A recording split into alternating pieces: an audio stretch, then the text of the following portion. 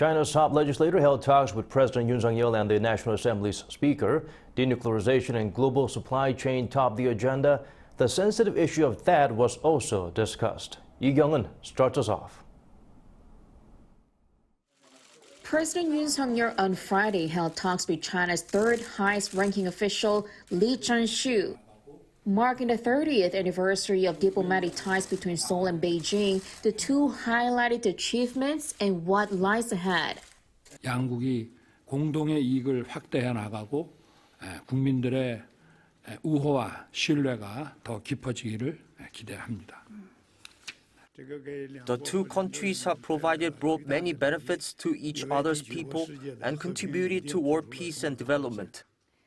It is the first visit by China's head of legislature to South Korea in 7 years. Lee is here at the invitation of National Assembly Speaker Kim, but it's also reciprocal in nature since Kim's predecessor went to China for the Beijing Olympics.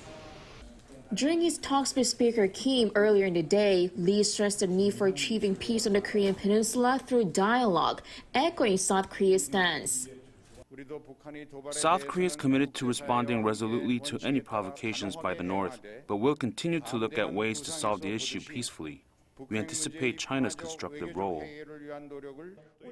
We agreed that protecting peace on the Korean peninsula falls into our common interests.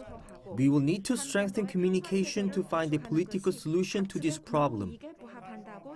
Chairman Lee added that the two need to work to resolve, quote, sensitive issues in an appropriate manner, apparently hinting at Seoul's push to normalize the operation of the U.S. anti-missile defense system, THAAD. It was an issue brought up during Yoon and Lee's talks as well. Yoon said THAAD shouldn't get in the way of bilateral ties. Lee emphasized the need for communication.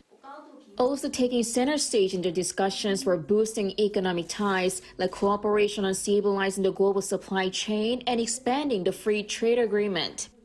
These messages come as President Xi, who is set to extend his presidency for an unprecedented third term, is seemingly trying to ramp up diplomatic efforts with key neighboring countries.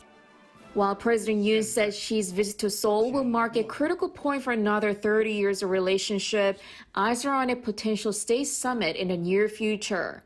Kyung-eun, Arirang News.